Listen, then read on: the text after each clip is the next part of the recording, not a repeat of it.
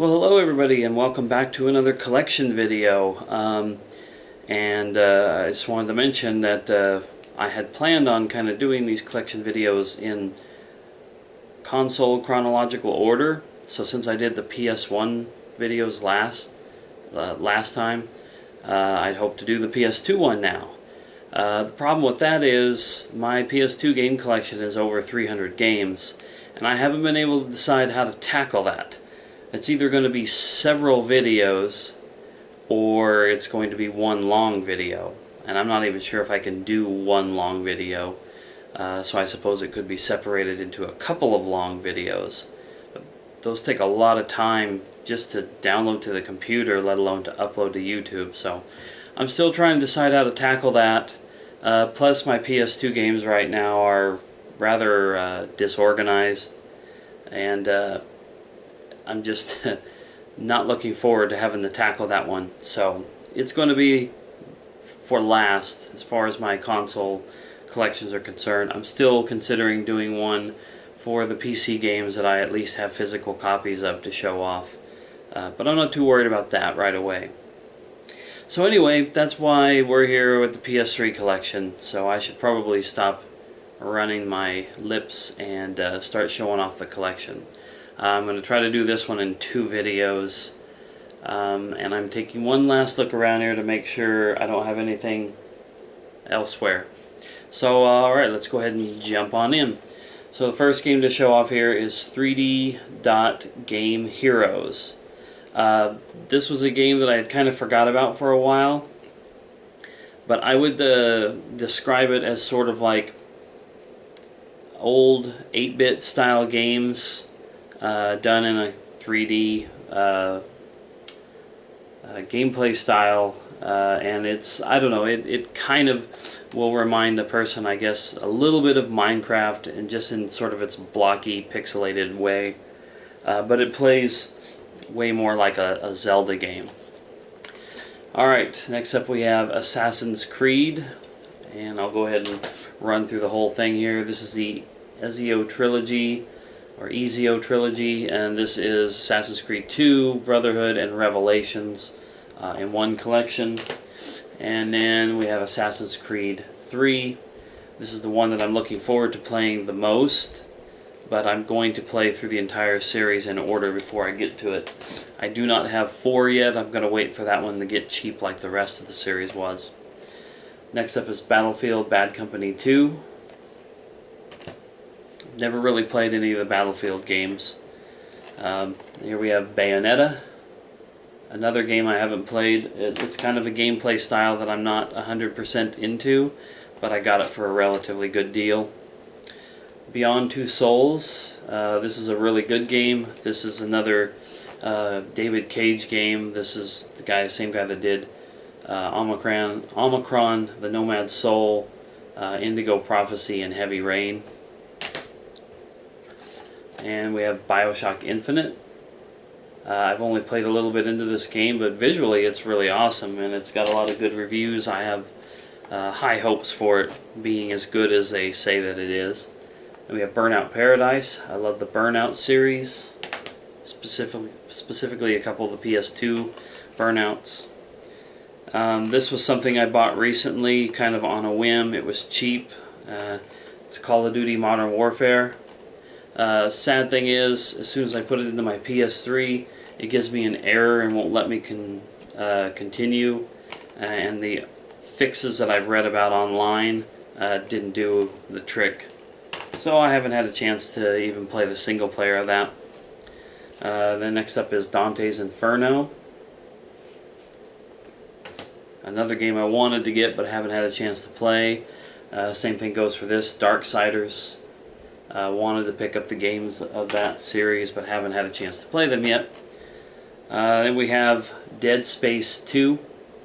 I believe I have the first one on the PC, but eventually I want to get them for the consoles, and that's probably the version that I'll play. Next up we have Deadly Premonition, the Director's Cut. This is a game that I own for the 360 because that's the console that came out for originally. And this is one of those like cult classic games, one of those it's so bad it's good. When I found out they were doing a director's cut and adding some more stuff into it, I thought, well, I definitely want to pick that up. Alright, next up is Dragon's Crown. This is unopened. I was really looking forward to picking up this game, but knew that, like most of my purchases, I probably wouldn't play it anytime soon. But I'm very excited to get a chance to check that one out. Same kind of goes for Dragon's Dogma. I have played a little bit of this just to see how it played, and I like it. This is a very popular game amongst the people who are into this. I guess with the PS3 I kind of have the same thing I did for PlayStation 1 and even PS2, like certain games that were kind of the role-play genre that I knew would give me hours of, gameplay and fun, and Dragon's Dogma is one of those games. And then this would be one of those kind of games too, although not a JRPG style, but more of the Western RPG. That's Fallout 3. This is the Game of the Year edition that has the extra content. Operation Anchorage, The Pit, Broken Steel, Point Lookout, and Mothership Zeta. And then I also have Fallout New Vegas. Bethesda games, pretty good for hours and hours and hours of mindless gameplay. Next up is my Final Fantasy X and X-2 HD remaster. This is the limited edition that comes with art book packaging. I haven't opened this one up yet. Probably won't until it's time for me to jump in and play it. Next up is a racing game called Fuel. I owned this game once before and then I got rid of it and kind of regretted it. But one of the cool things about this game is how big the world is. It says 14,000 square kilometer arena, 75 vehicles, 190 challenges, and 70 career races, 70 courses. I think that's supposed to be the same thing as there's some French on here, I believe. But it's an impressive world, and it's ample in size, but it seems very desolate, like there's not a lot of stuff going on when you travel around in it. This is one that I kind of forgot about for a few years. A friend of mine had played this. It's Ghostbusters, a video game. I was really wanting to play this back when it came out, and finally got a chance to pick that up recently. And here we have the God of War saga, and this is God of War 2, God of War 3, and the Origins collection, which is Chains of Olympus and Ghosts of Sparta. Those last two are PSP games. The first two games, God of War and 2, were on the PS2, and these have HD remasters of those, and then God of War 3 was the first one on the PS3. I'm not a big God of War fan, but I felt like I had to get that. I think I paid like $30 for that, which is a pretty good deal for 5 games. Up next is Gran Turismo 5 Prologue. Gran Turismo is a series that I'm not super into because it's the very realistic simulation style racing game, and I'd rather crash and fly all over the course. But this is like a powerhouse series for Sony, so I want to pick them all up eventually. Next up is the Mac Daddy Gran Turismo. That was the last game. Grand Theft Auto 5, a game that I still play online and played recently. That's a pretty awesome game. I did a Red Shadow's Favorite Games installment on that one, so check that out if you want to hear more. Next up is Haze. I haven't played this. I think this was a game that wasn't as well received as people had hoped it was going to be.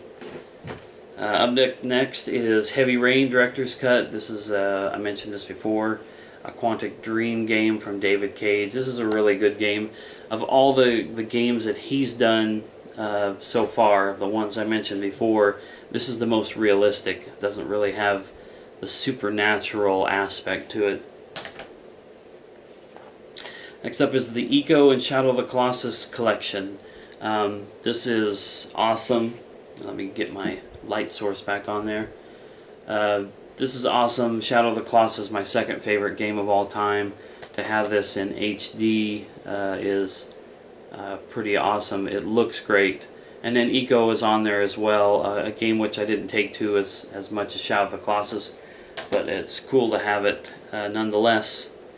Alright, up next is Infamous. This is another, in my opinion, like Sony standout title for the PS3.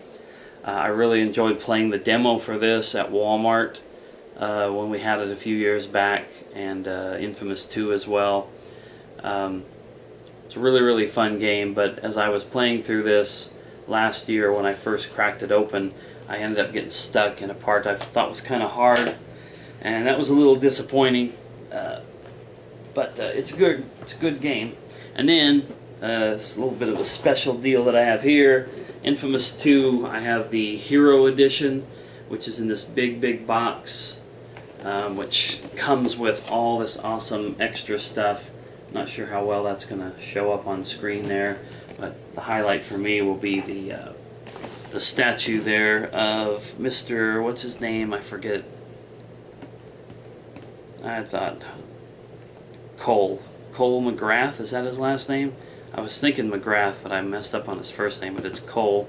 It has a mini Infamous comic from DC Comics, of course the video game. Super Vachu with special in-game items included Kessler skin, electrocution grenade power, 24K gold amp, lightning hook power, the red soundtrack via download only. I should probably save all this. Oh, it's got a wearable full-size replica sling pack. I should probably have saved all that because since this is unopened, I'm going to do an unboxing video of this at some point, like when I decide it's time to play the game, so it could be way down the road. Alright, let's move on to the Jak and Daxter collection, remastered in HD. It's Jak and Daxter, the Precursor Legacy, Jak 2, and Jak 3. I'm a big fan of the Jak games, and those are from Naughty Dog, who went on to do Uncharted and The Last of Us.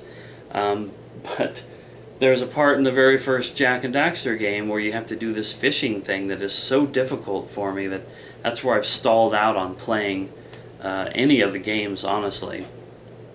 I know I suck. Alright, up next is Killzone 2 and Killzone 3.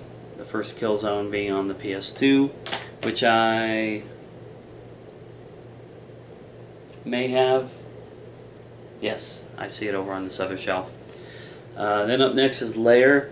This is a game that I bought recently, despite the fact that, I mean, this was like one of the, either a launch game or very close to the launch, and was super hyped, and looked really, really cool, and it was supposed to fully take advantage of the 6-axis wireless controller thing, the fact that you could take the controller and move it and tilt it and it would correspond to things in the game. And yet apparently it was not a very good game. It wasn't highly reviewed, but I wanted to grab it anyway because it's got dragons. See, it's got dragons.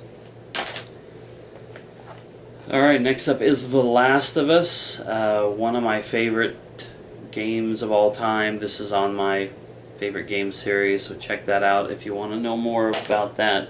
But needless to say, I think it was probably Naughty Dog's best game ever. The next up is Little Big Planet, and this is the Game of the Year edition. This is another one of those must-have titles for Sony, although I'm going to say I don't get as much a kick out of it as I think most people do, but it's cute, it's charming, it's fun, and it's got a lot of like custom stuff, lots of free add-on content, lots of shared content from the community. People make levels, characters, little sack boys and whatnot, and then you can share it and have it in your game. My daughter likes to watch me play it, and I imagine one of these days she'll probably get into it herself. And then up next is Little Big Planet 2, and this is the collector's edition. Much like the Infamous one, I decided to jump on the box collector's edition. This has a copy of the game. It has a 7-inch Sackboy plush, and it comes with bookends or game ends, 11 downloadable Sackboy costumes, etc., etc. And once again, this is a game that when it comes time for me to play this, I'll do an unboxing and show off the entire batch of contents there. And the last game I'm going to do in this video is Little League World Series 2010. I bought this because I had hoped it would play sort of like a serious baseball game, only with, you know, Little League players. But instead, it may be hard to make out some of the screenshots here. But the players here, they remind me of like Mii characters from Nintendo. Big-headed, misshapen, like out of proportion little characters. And it's got a lot of colorful things, and you throw a ball that looks like it's on fire. So unfortunately, it's not the baseball sim that I was kind of hoping for. Alright, well, that's going to wrap it up for part 1. I'll come back and do part 2 of my PS3 collection. I appreciate you watching, and we'll see you in the next one.